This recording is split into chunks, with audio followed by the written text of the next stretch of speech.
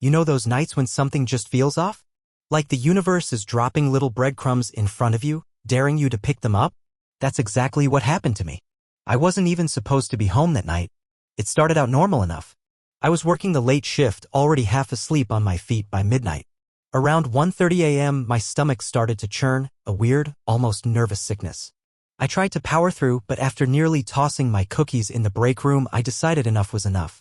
I texted my supervisor, clocked out early, and headed for home, already planning to crawl into bed and sleep off whatever bug I'd picked up. But as soon as I turned onto our street, I got that creeping feeling, the kind that starts at the base of your spine and works its way up.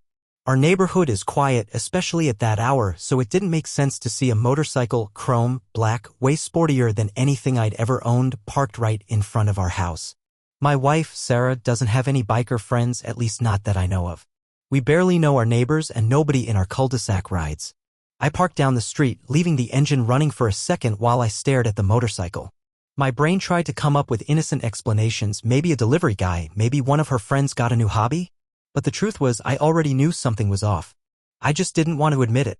The house was dark except for one window, our bedroom.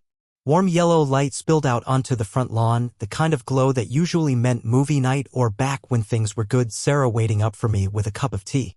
But tonight, she was supposed to be working the late shift herself. She'd texted me earlier, complaining about her boss and the mountain of paperwork she had to finish. "Don't wait up," she'd written, "I might be home after midnight." So what was she doing home, and why did it look like someone else was with her? I tried to move quietly, but my hands were shaking. I didn't know if it was from nerves or just the leftover queasiness, but every sound felt 10 times louder. The front door was unlocked, a weird detail on its own since Sarah always double-checks the locks when she's home alone. I slipped off my shoes and climbed the stairs, pausing when I heard voices. Not a TV. Not music. Actual voices, Sarah's, low and slightly tipsy, and a man's, deeper, unfamiliar. I pressed my ear to the door, my heart pounding. I heard the scrape of glass on wood and a soft laugh from Sarah, the kind she used to give me back in the early days. Before I could talk myself out of it, I pushed the door open. The scene froze, Sarah sitting on the edge of the bed, her legs crossed, wine glass in hand. A guy stood near the dresser, looking too comfortable for someone dropping off work documents. He wore jeans and a button-down shirt, the kind you'd wear out, not for a late-night errand. His leather jacket was tossed haphazardly on the floor. Both of them were fully dressed, but the vibe was wrong, too in asterisk mate, too relaxed. The bedspread was rumpled, 2 wine glasses, hers lipstick smudged, his half-empty, a half-finished bottle of Merlot between them.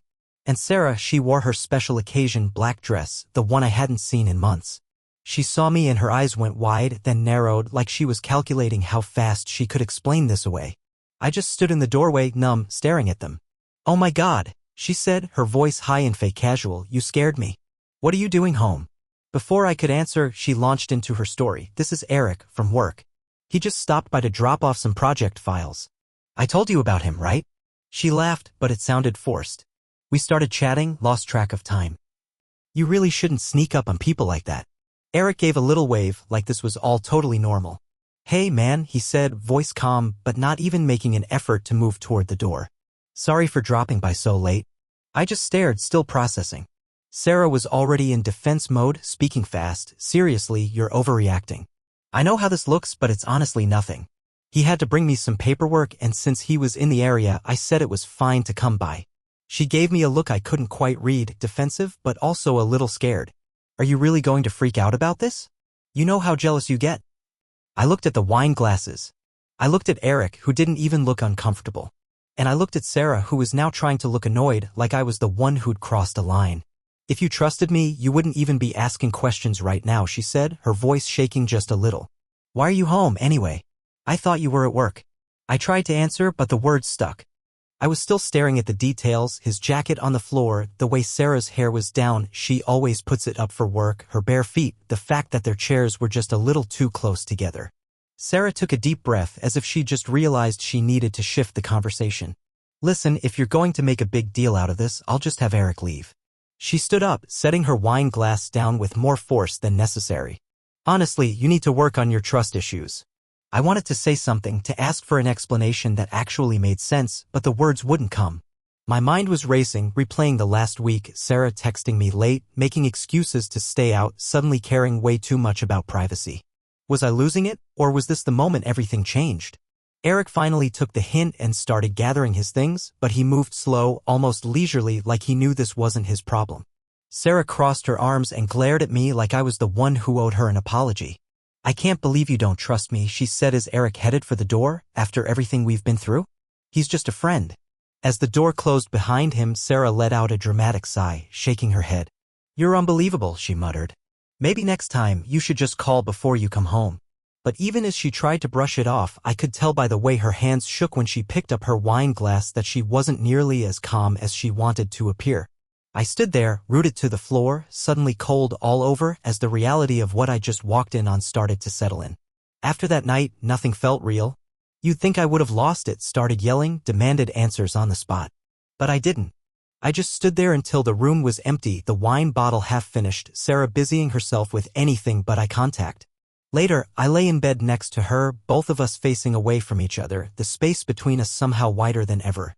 But sleep didn't come. Instead, my mind started stitching together all the little moments I'd ignored, or explained away, or, if I'm honest, just didn't want to see.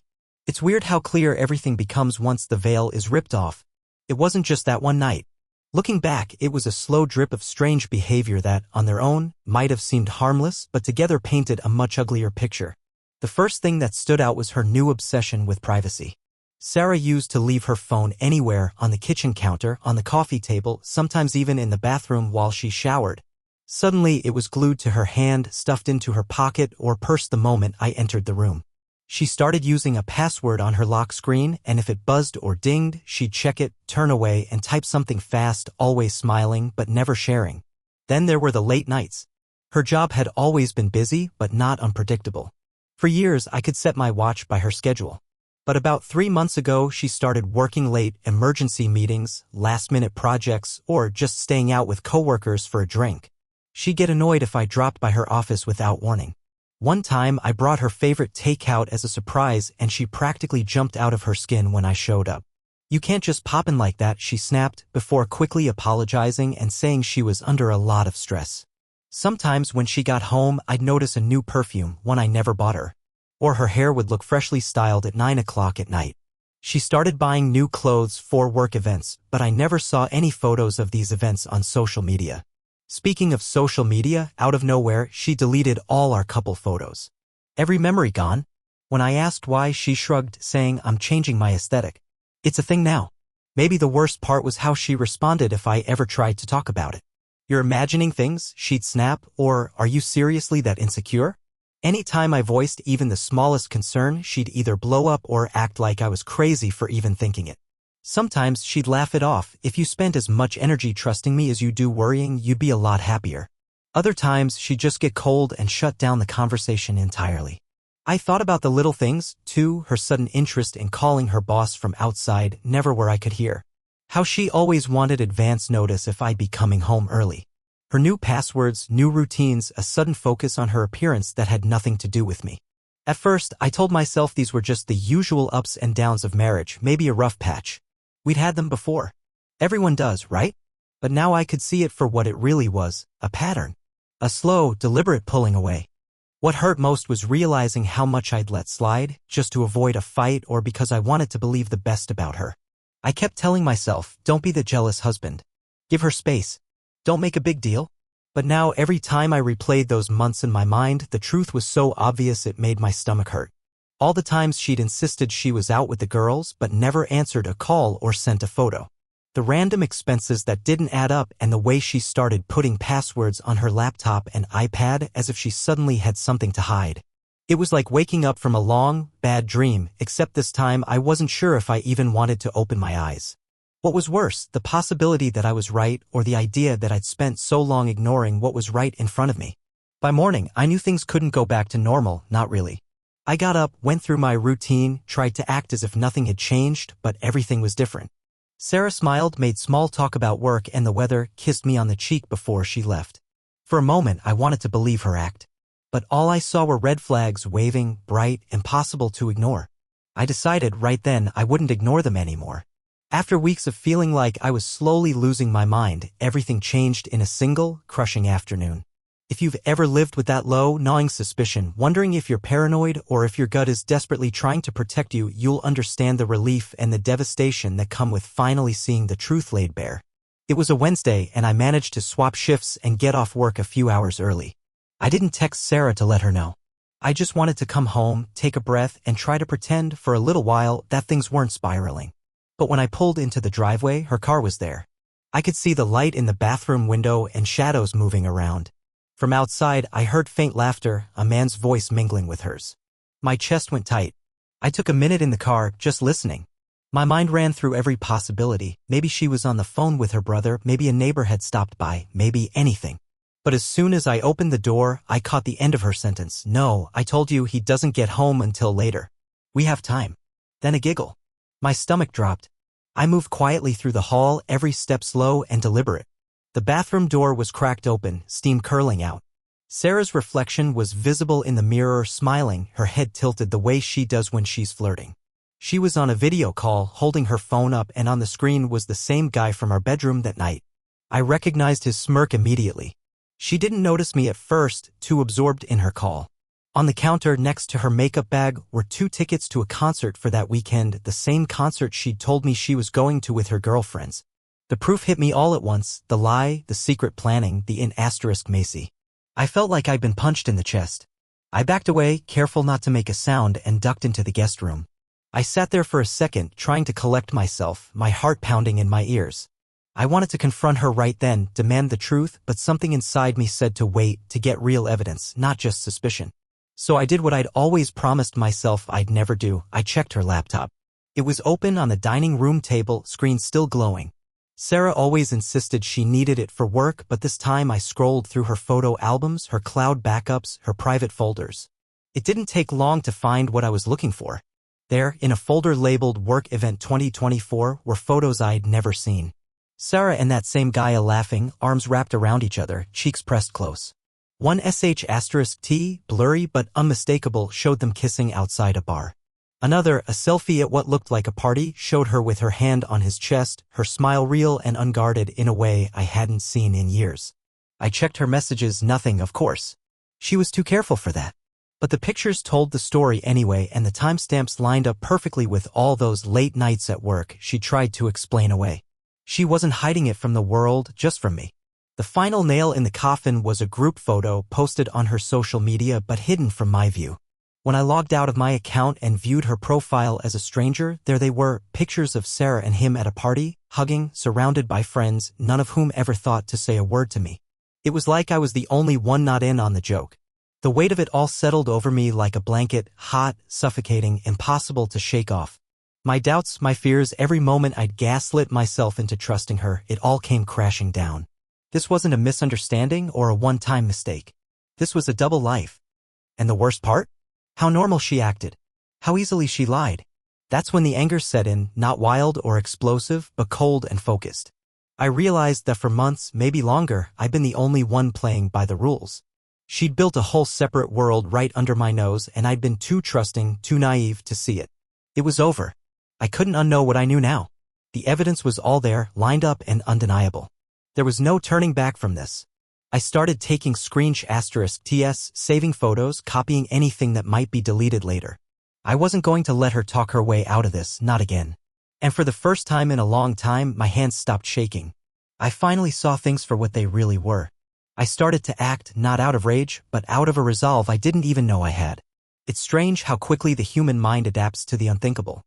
One day, you're questioning your own sanity, trying to convince yourself you're overreacting. The next, the blinders are off and everything is sharp, focused, almost too clear.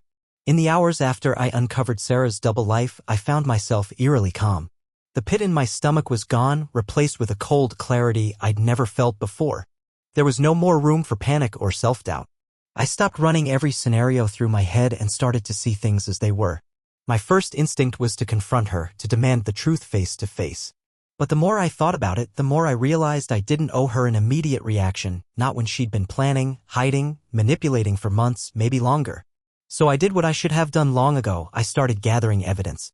Not just for my own peace of mind, but because I knew what was coming. Sarah was good at spinning a story, turning every suspicion back on me, making me out to be the jealous, controlling husband. I needed to protect myself. I needed proof no one could deny. I took *TS of everything, the photos, the social media posts, even the ticket stubs for that concert. I scrolled through our shared bank account looking for unfamiliar charges. Sure enough, I found hotel receipts, fancy dinners, and random gift shop purchases that didn't line up with her stories about work events. I downloaded statements, flagged the most suspicious transactions, and emailed them to myself for safekeeping. While she was at work, I changed every password connected to our shared finances, bank accounts, credit cards, even the joint savings we'd been building for years. It felt ruthless but necessary.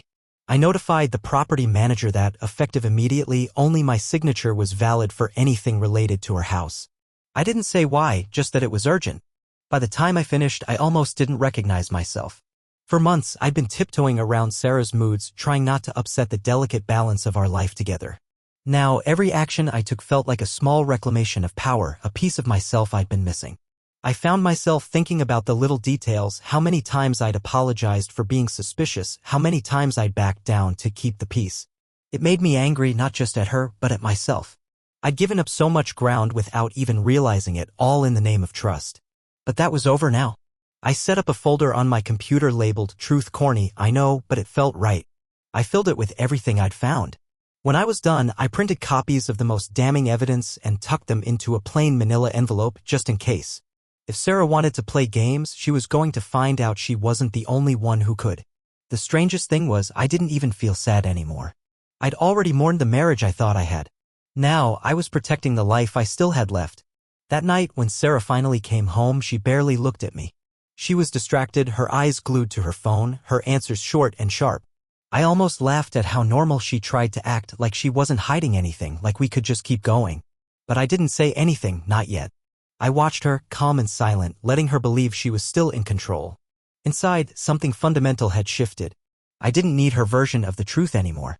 I had the real story, and for the first time in months, I felt steady, grounded, ready to do what needed to be done. For the first time in a long time, I slept through the night. The next evening felt like the final act in a play where everyone already knows the ending, but the actors have to go through the motions anyway. I had barely slept, but not from anxiety, more from anticipation. I'd rehearsed what I needed to do over and over in my mind, and now, as the hours ticked by, I felt almost numb. I had the evidence, the plan, the resolve. All I needed was Sarah to come home. She arrived later than usual, carrying a bag of groceries like she was returning from just another normal day. I watched her through the window as she paused at the door, checked her reflection in the glass, then stepped inside with a bright, practiced smile. "Hey, you're home early," she said, dropping her keys into the bowl by the door. She glanced at me, then away, her mask slipping for just a split second when she saw the envelope sitting on the kitchen table. "What's all this?" I didn't answer. I simply nodded at the chair across from me. "Sit." She hesitated, glancing at the envelope, then at my face. I could see her mind racing, calculating, preparing. She set the grocery bag down and sat, crossing her arms. I slid the envelope across the table. "Open it," I said, keeping my voice steady. She picked it up, her hands trembling just a little. When she pulled out the printed *TS, ticket stubs and photos, the color drained from her face. She didn't say anything for a long moment, flipping through the pages, eyes wide and unblinking. Finally, she tried the first line of defense minimization. "Mark, it's not what it looks like," she started, her voice thin. "That night, with Eric, it was nothing. We were just drinking wine, talking about work. You're making this into something it's not." I shook my head, not letting her see how much it hurt to hear her call it nothing. "Don't," I said quietly. "You lied, Sarah. Not just once. You lied every day for months." She shifted gears, now the justifications. "I made a mistake, okay? It wasn't serious, I swear. It's over now. It never meant anything. You and I, this," she gestured between us. "This is my real life." I let the silence stretch, making her feel it. That's when the anger crept in, her voice sharper. The accusations flipped back at me. "You always have to control everything, don't you? Maybe if you trusted me, none of this would have happened. Maybe if you weren't so distant, I wouldn't have felt so alone. Have you ever thought about that?" I stayed calm, I'd spent too many nights letting her manipulate the narrative. You're not going to twist this around on me. You made these choices, Sarah. All I did was finally stop ignoring them. Her eyes filled with tears, but I'd seen this play before. She tried to stand, but I blocked her with a look. You don't get to walk away from this. Not this time. That's when she tried threats. If you make this public, I swear to God, I'll ruin your reputation. I'll tell everyone you were abusive, that you drove me to this. Don't think you can just make me out to be the villain. For a moment, the room was ice cold. I stared at her, my voice low and certain. Go ahead. I have everything I need. This isn't a secret anymore, Sarah. The tears came again, desperate now, her voice crumbling as the reality set in. Please don't do this. Don't tell my boss. Don't tell my family. We can fix this, just give me another chance. I'll do anything. Don't let it end like this. She tried to take my hand, but I pulled away. Too late, I said. It's over. You need to start packing. I want you out by tomorrow. For a second, I almost felt sorry for her. Almost. But then I remembered every night I'd spent doubting myself. Every time she'd made me feel small, and I let the feeling pass. She didn't argue after that. She just sat there, shoulders slumped, the evidence of her double life laid out in front of her, all the lies finally exposed. And for the first time, she had nothing left to say. In the days that followed our confrontation, everything that had once felt so permanent about our lives together started to unravel. I moved with a kind of grim determination, driven not by revenge but by a need for honesty. A need to finally let the truth see daylight, no matter how ugly it might be. The first person I contacted was her boss. I sat down at my computer, attached the clearest screen *TS, texts, emails, photos from the secret parties, the concert tickets, all time-stamped and organized, and wrote a short, matter-of-fact message. I regret having to share this, but I believe you should know. I didn't add any drama or accusation. I just sent the facts and let them speak for themselves. Afterward, I forwarded the same folder to a few of our mutual friends, the ones who'd always wondered why Sarah was suddenly too busy for double dates or who'd heard whispers but never saw proof. I sent a simple message. I'm not asking for sides. I just think you should know what's really been happening. Then I called her parents. That was the hardest part. Her mom cried on the phone, her dad went silent. I told them, as gently as I could, that Sarah and I were divorcing, and that it was her initiative, not mine. They had heard rumors, but now there was no denying it. I didn't go into details, just said, she's been seeing someone else. I wish things were different. Word spread faster than I could have imagined. The next morning, Sarah was fired. Her boss called her in, showed her the evidence, and cited violation of company ethics. By lunchtime, I saw her name removed from the company directory. There were no angry texts or phone calls, just a single, curt message from her. You didn't have to do this. But I did. For months, she'd lived two lives, making me feel like a fool for suspecting. Now, she had to face the same reality she tried so hard to hide. Friends who'd kept their distance started reaching out, some with shock, some with awkward apologies for not having said anything sooner. One of our neighbors, who I barely spoke to, pulled me aside at the mailbox and confessed he'd seen that guy at our house before, more than once, but didn't know how to bring it up. There were messages, calls, sometimes just long silences on the other end of the line as people tried to process what they'd heard. Through all of it, Sarah barely spoke. She didn't argue, didn't beg for another chance, didn't try to explain. She just shut down. For the first time, her walls were gone. I watched her move around the house, silent and defeated, packing her clothes and her favorite books into boxes. She left the framed photos, the little souvenirs from trips we'd taken together. She didn't want reminders. Or maybe she just couldn't face them. That last afternoon, she sat on the edge of the bed and quietly asked if I needed her to sign anything else. I shook my head. We barely looked at each other. There was nothing left to say. She left just after sundown. No dramatic goodbye, no fight, no last-minute attempt at closure. Just the sound of the door closing behind her and the faint smell of her perfume hanging in the hallway. I stood in the kitchen, listening to the stillness. For the first time in months, the house felt calm, empty, sure, but also peaceful. The chaos, the lies, the constant second-guessing were gone. In their place was something I hadn't felt in ages, the beginning of freedom. It was over. Her double life was finished and the world knew the truth. Sarah left that night, her car pulling away without a word or a backward glance. When the taillights finally disappeared around the corner, I just stood at the window, feeling strangely empty and weightless all at once. The silence inside the house was unfamiliar but not unwelcome. It felt almost like the first deep breath after being underwater for too long. That first night alone, I didn't sleep much. I wandered from room to room, picking up old photos, finding little reminders of a life that, for so long, I believed was real. But as the sun started to rise, I realized the overwhelming feeling wasn't grief or anger anymore. It was relief. The tension, the paranoia, the endless questioning, it was all gone. What replaced it was a kind of raw, open space, like finally cleaning out a room you'd been afraid to enter. In the days that followed, I took back pieces of myself I hadn't even realized I'd lost. I reached out to friends I'd drifted from, spent weekends fixing up the house, tackled projects I'd been putting off for years. Simple things, good meals, walks in the park, music playing in the background, suddenly felt rich and new. The anxiety that had been my shadow was gone. I started sleeping better, thinking clearer, even laughing again. People always talk about heartbreak as if it's just pain, but sometimes heartbreak is also freedom. I had a chance to start over, this time without the weight of secrets or the fear of being lied to. I learned to be kinder to myself, to trust my instincts, to set boundaries and keep them. Slowly, life grew quieter, but in the best possible way. And for the first time in ages, I didn't feel alone, I felt at peace. Looking back now, it's strange to realize just how much I let myself ignore, all in the name of holding on to someone who was already halfway gone. But the truth, when it finally arrived, set me free. Sarah's betrayal wasn't the end of my story, it was the start of something new. I don't know where she went or what kind of life she built after leaving.